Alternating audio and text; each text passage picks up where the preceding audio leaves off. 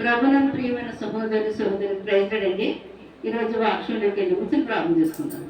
మహోన్నతుడా, మహాగణుడా, సరస్వతుడా, నాద పరిశుద్ధాత్ముడా, ఆకాశాన్ని భూమిని సమస్తాన్ని సర్వాన్ని సృష్టించిన సృష్టికర్త, నీకే స్తుతి, నీకే ఘనత, నీకే మహిమ చెల్లిస్తున్నాం తండ్రి. ఆకాశాన్ని శివాసనము భూమిని పాదిపటం తండ్రి, నీ పాదసన్నిధిని ప్రార్థిస్తున్నాం తండ్రి. ఆయన సెప్టెంబర్ నెలంతా మమ్మల్ని ఎంతగానో కాచి కాపాడి భద్రపరిచి ఆరోగ్యించి ఆయుష్ ఇచ్చి ప్రభు నెలంతా ఎంతగానో తండ్రి నాయన నువ్వు కాచి కాపాడిన విధానానికి నీకు లెక్కలేని వెళ్ళలేని వేలాది వేలు కొట్లాది కూడా కోటి కృతస్తులు బిల్లలు కుటుంబస్తులకు తెలుస్తున్నాము తండ్రి నాయన. ఆల్రెడీ ప్రేరేంద్ర ప్రభుత్వం ఆయన అక్టోబర్ 1వ తారీఖులో మనం ప్రవేశపెట్టిన విధానానికి నీకే స్తుతి స్తోత్రాలు తెలుస్తున్నాము తండ్రి నాయన.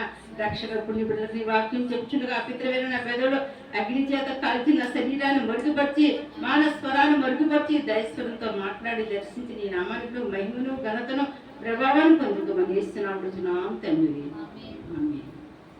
మరి ఈ నెల ఆశీర్వాద సందేశం ఏంటంటే రోమ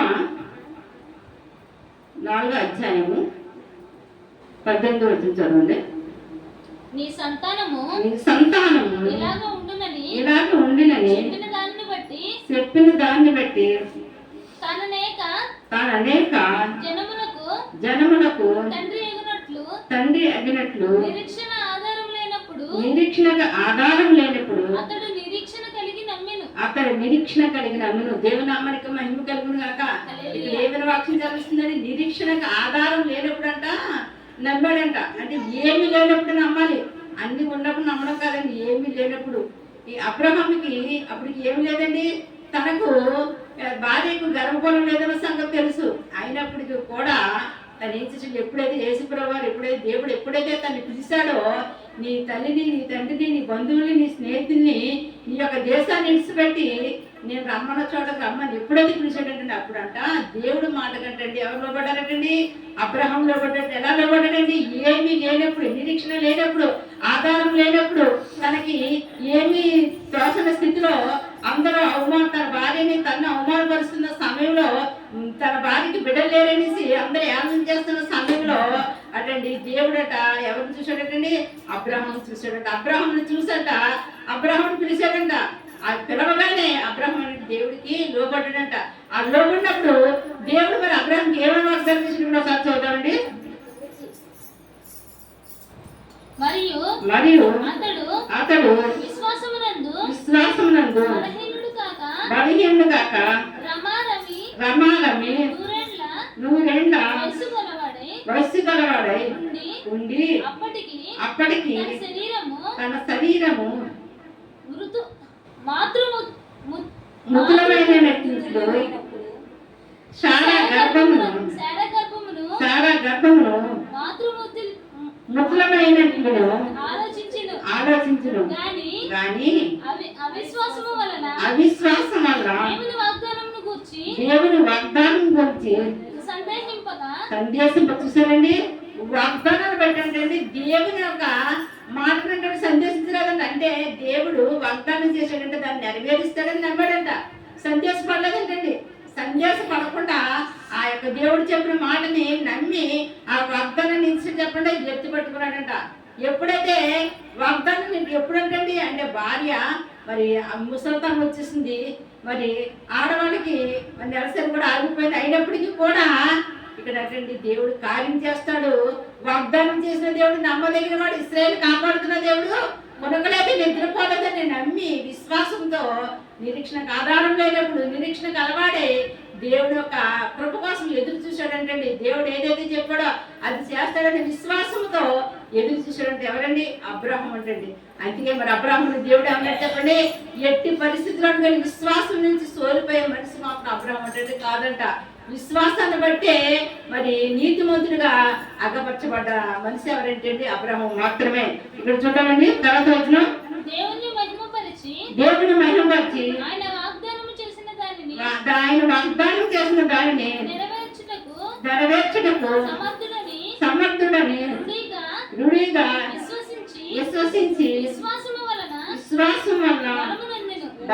దేవుడు నామానికి మహిమ కలుగును గాక. మరి ఈ రోజున ఎంతమంది ఈ నెల అక్టోబర్ నెల 1వ తారీఖున మరి మీరు ఇచ్చిన వాగ్దానాలు బట్టి మీరు బలహీనలు అయిపోతున్నారేమో. ఇక్కడ అంటండి అబ్రహాం అయితే అంటండి దేవుడు చెప్పిన వాగ్దానాన్ని బట్టి అంటండి బలహీనుడు కాకుండా బలం పొందాడండి. ఏంటండి, మనం బలహీన కావద్దు, బలం పొందుకుందాం. ఏలు పెట్టండి, దేవుడు ఇచ్చిన వాగ్దానాన్ని నెరవేర్చడానికి సమర్థుడని నమ్మి విశ్వాసంతో మనం ఏంటండి ఎప్పుడైతే ఎదురు చూస్తామో ఆ విశ్వాసం తగ్గట్టుకు మనం ఏం పొందుకుంటామండి, ఫలితాన్ని పొందుకుంటాం, ఆశీర్వాదం పొందుకుంటామంట, దీవెన పొందుకుంటామంట. కనుక అబ్రహాం ఎలాగైతే విశ్వాసంతో నిరీక్షణ కలిగి ఉన్నాడో మనము కూడా నిరీక్షణ కలిగి ఉందామండి. 10వ నెలలోకి వచ్చి వేసే 5 సంవత్సరం 10వ నెలలో ఉన్నాము. నాయన నువ్వు మాకు చేసిన ఈ సంవత్సరం మాకు చేసిన వాగ్దానం ఇంకా ఎన్ని నెలలు ఉందండి? ఇంకా 2 నెలలు ఉంది. 2 నెలలు మనం ఏం చేయాలి చెప్పండి? ప్రభువా నువ్వు చేసిన వాగ్దానాన్ని బట్టి నేను ప్రార్థిస్తానయ్యా, నువ్వు కూడా కార్యం చేసే దేవుడు నాతో ఉన్నావు కనుక నేను ప్రార్థిస్తాను, నా ప్రార్థన ఆలకించి నువ్వు చేసిన వాగ్దానాన్ని నెరవేర్చమని సెంటర్ మనం ఏం చేయాలి చెప్పండి? ప్రార్థనలో దేవుడితో కనిపెట్టాలంటండి. మరి అబ్రహాం కనిపెట్టాడు, దేవుడు చెప్పాడు.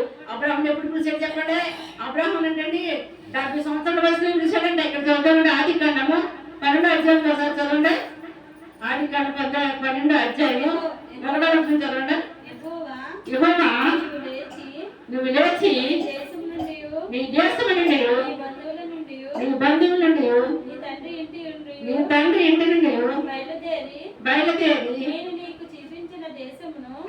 నేను చూపించిన దేశములకు వెళ్ళుము. నిన్ను గొప్ప జనముగా చేసి నిన్ను ఆశీర్వదించి నీ నామమును గొప్ప చేయుదును. నువ్వు ఆశీర్వాదముగా నిన్ను ఆశీర్వదించే వారిని నిన్ను దూషించిన వారిని శపించెదను. భూమి యొక్క సమస్త వంశములు నీ యందు ఆశీర్వదించబడినని అబ్రహాముతో అనగా దేవుడి నామానికి మహిమ కలిగినాక అబ్రహాంకి ఏం చెప్పాడండి? నీ యందు ఈ భూలోకంలో ఉన్న సమస్త వంశాలు కూడా ఏమైందండి? ఆశీర్వదించబడతాయి. నీ ద్వారా నీ కూడా ఆశీర్వదించబడతాయి, నీ ద్వారా నీ పిల్లలు ఆశీర్వదించబడతాయి, నీ ద్వారా నీ భర్త ఆశీర్వదించబడతాయి, నీ ద్వారా నీకున్న సమస్తము కూడా ఆశీర్వదించబడి నీ గ్రామం ఆశీర్వదించబడతావు, నీ గ్రామంలో ప్రజలు ఆశీర్వదించబడతారు. దేని వల్ల నీ ద్వారా అబ్రహాముతో అన్నాడు, నేను ఆశీర్వదించిన వారిని నేను ఆశీర్వదిస్తాను, నేను చెప్పించిన వారిని చెప్పిస్తానని దేవుడే మరి స్వయంగా అబ్రహాముకి చెప్పాడంట. ఎప్పుడు అబ్రహాముని పిలిచాడంట. అబ్రహాం అంట భయంకర విగ్రహాలలో ఉన్నాడండి. తను దేవుడు అంటే ఏంటో తెలియదు, అయినప్పటికీ కూడా తను దేవుడిని ఎరగలేనప్పుడు కూడా దేవుడు అంటే ఎవరిని చూశాడంటండి? అబ్రహాం చూశాడంట. చూసిన వెంటనే మరి అబ్రహాంతో మాట్లాడాడంటండి. అబ్రహాం అంట దేవుని యొక్క స్వరాన్ని విన్నాడంట. అబ్రహాం ఎప్పుడైతే దేవుని స్వరం అన్నాడో ఆ దేవుని స్వరాన్ని వినగానే దేవునికి లోబడిపోయాడంటే. ఎలా లోబడ్డాడండి? అక్కడ దేవుడు ఏమన్నాడు? నీవు లేచి నీ దేశం నుండి బంధువులు ఎక్కడ నీ తండ్రి ఏంటనండి బయలుదేరి నీకు నేను చూపించిన దేశానికి రమ్మని చెప్పాడు. ఎంత గొప్ప సంగతి అండి. ఒకేసారి ఆయన అంటే ఏంటో తెలీదు, దేవుడు అంటే ఏంటో ఎరగడం, ఎప్పుడు తనకి టచ్ లేదు, ఏమీ తెలీదు. అలాంటి సమయంలో ఏమంటున్నాడు? తల్లి నిడిచి పెట్టాలంట, తండ్రి నిడిచి పెట్టాలంట, బంధువులు నిడిచి పెట్టాలంట, ఉన్న ఊరు నిడిచి పెట్టాలంట, అన్ని నిడిచి పెట్టి ఎక్కడ వచ్చారంటండి? దేవుడు ఎక్కడికి వెళ్ళమంటే అక్కడికి వెళ్ళాలంట. అక్కడంటే దేవుని యొక్క పరిచయం చేయాలంట. చూడండి ఎంత గొప్ప సంగతి. మరి ఇలా చెప్పగానే ఏం చేయండి? ఏమన్నా మనలాగా అబ్రహాంకి ఏమీ లేకుండా ఉన్నవాడా? లేదండి. అబ్రహాం చాలా ఆస్తిపరుడు, తనకి అన్ని ఉన్నాయండి, తనకి కావలసిన సమస్తం కూడా ఉందంట. అంతటిని కూడా తన కొన్న సమస్తాన్ని కూడా అతను ఏమనుకున్నాడంటండి? దేవుడు నన్ను రమ్మన్నాడు కనుక నేను వెళ్ళాలనేసి తన అన్నను తీసుకొని తన అన్న కొడుకుని తీసుకోనండి, తన భార్యను తీసుకొని తన వ్యవసాయం చేస్తున్న చోట వ్యవసాయ భూములు ఉన్నాయి, తర్వాత గొర్రెలు ఉన్నాయి, మేకలు ఉన్నాయి, అన్నిటిని కూడా అన్ని తోలుకోనండి. దేవుడు ఏ చోట తీసుకెళ్ళమంటే ఆ చోటకి వెళ్తాకంటే బయలుదేరిపోయారంట. బయలుదేరిపోయి సగం దూరం వచ్చారంట. వచ్చినప్పటికి ఏమీ తోయట్లేదంట. తోయలేనప్పుడు పరిస్థితిలో శారమ్మ అంటుందంట, ఎవరితో? అబ్రహాం గారితో అంటుందంట. అదేంటయ్యా మనం ఎక్కడికి వెళ్తున్నాం అయ్యా అని అడిగిందంట. అప్పుడు అబ్రహాం అన్నాడంట, ఎక్కడికి వెళ్తామని అడుగుతున్నావేంటి? నాకు తెలియదు, దేవుడు రమ్మన్నాడు, నువ్వు బయలుదేరన్నాడు, నేను బయలుదేరాను. ఆయన ఎక్కడ ఆగిపోమంటే అక్కడ ఆగిపోయి అక్కడ గుడాలు వేసుకుంటున్నాయి. అదొకటే నాకు తెలుసు, ఇంకా నాకేమి రెండవది నాకు తెలియదు అనేసి అంటండి. అబ్రహాం అంటే శారమ్మతో చెప్పాడంటే. చూసారు ఎంత విశ్వాసం, ఎంత నమ్మకమో. దేవుడు పిలిచినప్పుడు మరి పరిస్థితులు తారుమారైపోతున్నాయి, నాకున్న స్థితిగతులు వేరైపోతున్నాయి అనేసి మనం వెనకని చెప్పండి. నువ్వు దేవుడు నమ్ముకున్న తర్వాత ఏది ఆమెనప్పటికీ, ఎలా ఉన్నప్పటికీ, నీ ఆరోగ్యం పాడైపోయినా, నీకు ఉన్నదందపోయినా, ఏది ఆమెనప్పటికీ, పరిస్థితులలో నీకు కష్టం వచ్చినప్పటికీ, నష్టం వచ్చినప్పటికీ, కుటుంబంలో ఏ విధమైన శోధన వచ్చినప్పుడు కూడా ఆ ఎన్నాటిని ఏం చేయాలండి? జయించాలంటే ఏం చేయాలి చెప్పండి? నువ్వు నమ్ముకున్న దేవుడు నువ్వు గట్టిగా పట్టుకొని ప్రార్థించప్పుడు ఆయన నీకు తోడుగా ఉండే నీ కార్యాలైనా నెరవేరుస్తాడండి. ఇక్కడ అబ్రహం అదే పని చేశాడు. ఏం చేశాడండి? భార్య అంటుంది ఇదేంటి, ఇంక మనం చక్కగా మన ఊళ్ళో ఉన్నప్పుడు చక్కగా ఉండేవాళ్ళు, బంధువులు, స్నేహితులు, చుట్టాలు అందరూ ఉండేవారు. ఇప్పుడు ఇక్కడ ఎవరో లేరు, ఎరణిలో తీసుకొచ్చేసావు, ఇక్కడ సొత్త తీరవలసి నువ్వు ఏమంటున్నావో నాకే తెలీదు, నేనేం చేయాలో నేను ఎరగను, దేవుడు ఎక్కడ ఆగిపోమంటే అక్కడ ఆగిపోతుందని అన్నావేంటి అనేసరికి నీ భార్య అనొచ్చు. అయినప్పటికి కూడా అబ్రహం ఏం చేశాడండి? భార్య మాట లేదు. ఎవరు మాట చెప్పండి? నన్ను పిలిచిన దేవుడు నమ్మదగిన వాడు, ఇశ్రాయేలు కాపాడుతున్న దేవుడు, కొనకలేదు, నిద్రపోలేదు. ఆయన ఎప్పుడు నిన్ను నన్ను కాపాడుగాడు. ఆయన మనమైనా ఏదో టైంలో కొరికేస్తాం కానీ ఆయన ఎప్పుడు కూడా కొనకూడదు, నిద్రపోవడం. దివారాత్రులు ఆయన ఆయన నీ కోసం నా కోసం నేను ఎప్పుడైతే ప్రార్థిస్తామనేసి ఆయన కళ్ళు మన వైపే చూస్తున్నాయంట. ఆయన ఆకాశం మీద అత్యున్నత సింహాసనం మీద ఆశీనులు కూర్చుండగా కొట్లాది కూడా దూతలంట 2 రెక్కలతో మొహం కప్పుకుంటాడు, 2 రెక్కలతో కాలు కప్పుకొని, 2 రెక్కలతో పరిశుద్ధుడు పరిశుద్ధుడు ప్రతిగానం చేస్తూ నిత్యము కొనియాడబడుతున్న ఆ గొప్ప దేవుడు, ఆ శక్తిమంతుడు, ఆ సర్వశక్తివంతుడిని యేసయ్య మరట నువ్వు చేస్తున్న ప్రార్థనల కోసమంట ఆయన కళ్ళు నీ వైపే చూస్తాయంట. ఆయన చేతులు నీ వైపే చాపు చూస్తాంటే ఏ సమయం ఎందు నువ్వు చేతులు ప్రార్థిస్తావు, ఏ సమయం ఎందు ఆయన పిలుస్తావనేసి అంట ఆయన ఎదురు చూస్తూ ఉంటాడంట. అటప్పుడు మనం ఏం చేయాలి చెప్పండి? దేవుని పిలిపి అందుకున్న మనము దేవుని యొక్క మాట కోసం ఏం చేయాలి చెప్పండి? ఎదురు చూడాలి. అబ్రహం ఎలాగైతే ఎదురు చూశాడో, అబ్రహం ఒక చోటకి వెళ్ళిన తర్వాత చెప్పాడంటండి, ఇక్కడ మీరు నివాసం అయిపోండి, ఇక్కడ మీరు నివాసం చేయండి, ఇక్కడ మీరు ఉండండి, ఇదే మీ స్థలం అన్నాడండి. దేవుని నామానికి మహిమ కలుగును కాక. సరే, ఎంత గొప్ప దేవుడు! నిన్ను పిలిచిన దేవుడు నీకు అన్ని ఇస్తాడు. నిన్ను ఏర్పాటు చేస్తున్న దేవుడు. నువ్వు ఏం లేదని భయపడు, గృహం లేదని భయపడుతున్నావా? నీకు నీ బిడ్డలకు ఉద్యోగాలు లేదని భయపడుతున్నావా? నీ బిడ్డలకి వివాహం కాదని భయపడుతున్నావా? నీ బిడ్డలకి మరి తర్వాత ఏంటండి గర్భఫలం లేదని చింతిస్తున్నారేమో. దేవుడు ఖచ్చితంగా శారా గర్భం తెలిసిన దేవుడు మీ గర్భం తెరవబోతున్నాడు. ఎవరైతే యూట్యూబ్ ద్వారా ఈ వాక్యం వింటున్నారో దేవుడు చెప్తున్నాడు. ఏం చెప్తారు చెప్పడే? శారా గర్భం తెచ్చాడు. వయసు అయిపోయిన తర్వాత 100 సంవత్సరాలు నిండిపోయిన తర్వాత దేవుడు యొక్క మహాకృపతో ఏ రీతిగా అయితే పరిశుద్ధాత్మ శక్తి చేత ఆమె గర్భఫలం పొందుకుంది, అదే రీతిగా గర్భఫలం లేని బిడ్డలకి దేవుడు ఖచ్చితంగా గర్భఫలం ఇస్తాడు. నమ్ముడు నీ వాళ్ళైతే నమ్మని సమస్త నమ్మకంతో విశ్వాసంతో ప్రార్థించాలి. కానీ మరి ప్రార్థన విడిచిపెట్టేస్తామంటే మనం ఎట్టి పరిస్థితుల్లో కూడా ఏమీ జరగదు. మనకి దేవుడు చేస్తాను చెప్పిన వాగ్దానం ఇచ్చినప్పుడు ఆయన చెప్పింది జరిగే వరకు వాగ్దానం బట్టి ఏం చేయాలంటండి? ఎత్తుపెట్టి ప్రార్థించాలండి. ఏ విషయంలో సరే, ఆరోగ్య విషయంలో అవ్వచ్చు, కుటుంబ విషయంలో అవ్వచ్చు, ఏ విషయంలో వ్యక్తిగత విషయంలో అవ్వచ్చు, ఏదైనప్పటికీ కూడా ప్రార్థించినప్పుడు ప్రార్థన ఆలకించి దేవుడు కార్యాలు జరిపిస్తాడు కనుక ఇక్కడంటే మొట్టమొదటిసారిగా అబ్రహాంని పిలిచిన తర్వాత అప్పుడు ఎప్పుడైతే ఏ స్థలం అయితే చూపించాడో అదే స్థలంలో అబ్రహాం ఇక్కడ ఏం చేయాలి చూద్దామండి.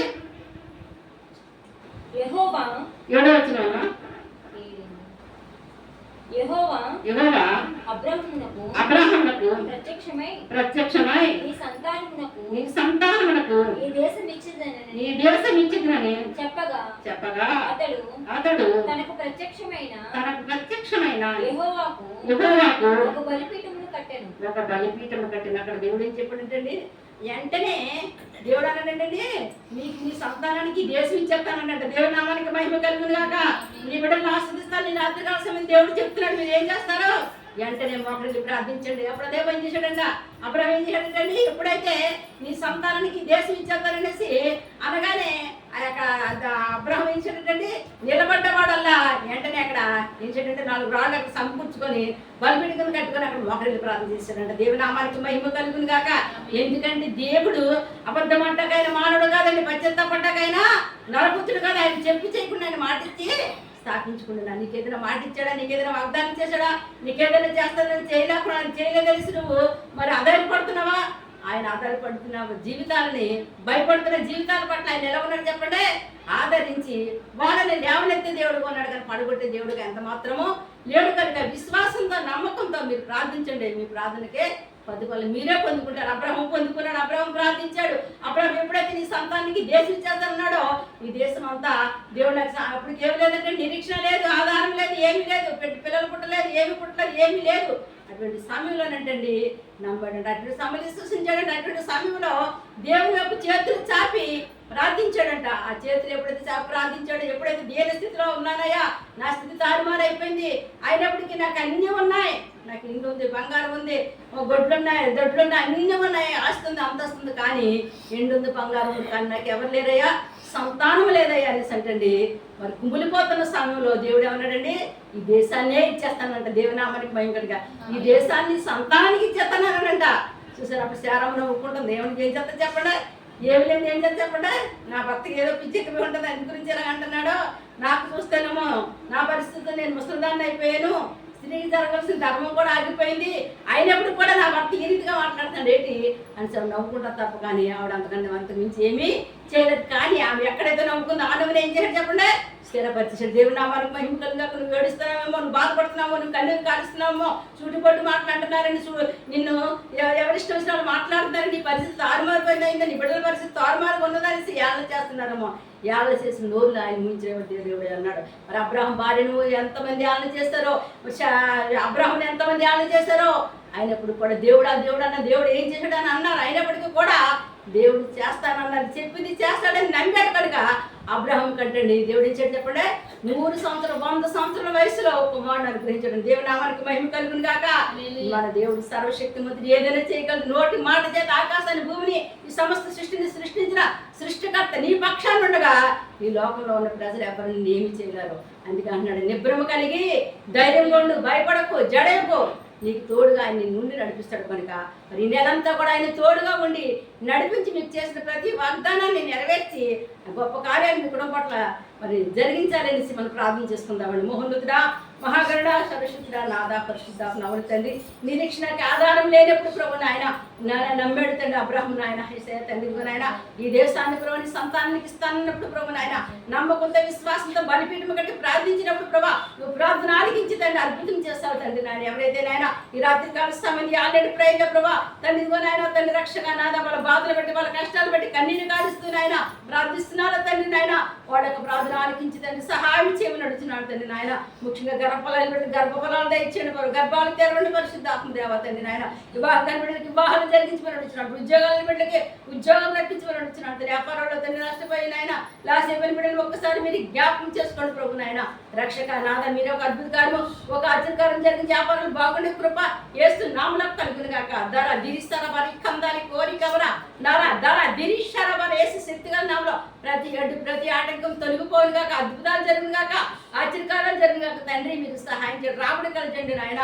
పరిశుద్ధాత్మని కోపించి ఎవరైతే ప్రభా అనారోగ్యంతో మంచాల మీద పడి దేవలేని స్థితిలో ఉన్నారు ప్రభు తండ్రి నాయన, అటువంటి బిడ్డలు కనికరించి తండ్రి విడిపించమని అడుగుతున్నాడు. హాస్పిటల్లో బాబు చెప్పుకోని పరిస్థితి అనేకమైన రోగాలతో ఉన్నారు తండ్రి, ఒక్కసారి కరుణ చూపించి కటాక్షించి ప్రభు నాయన వాళ్ళు విడిపించి క్షేమవసరస్తుగా గృహాలకు తీసుకురామని అడుగుతున్నాడు. ఈ రోజు ఎవరైతే ఆపరేషన్ చేయించుకున్నారు తండ్రి వాళ్ళకి మంచిగా ఆపరేషన్ జరిగే కృపద ఇచ్చండి. ఈ రోజు ఎవరికైతే డెలివరీ అవుతుందని ఆయన స్లో డెలివరీ అనుగ్రహించమని అడుగుతున్నాడు తండ్రి. ఎవరైతే ప్రభు ఈ రోజు తండ్రి నాయన రక్షక నాద పరిశుద్ధ ఆత్మదేవతని గృహప్రవేశం చేస్తున్నారో ప్రభా వాళ్ళ ఆస్వాదించి దీవించమని అడుగుతున్నాడు తండ్రి నాయన.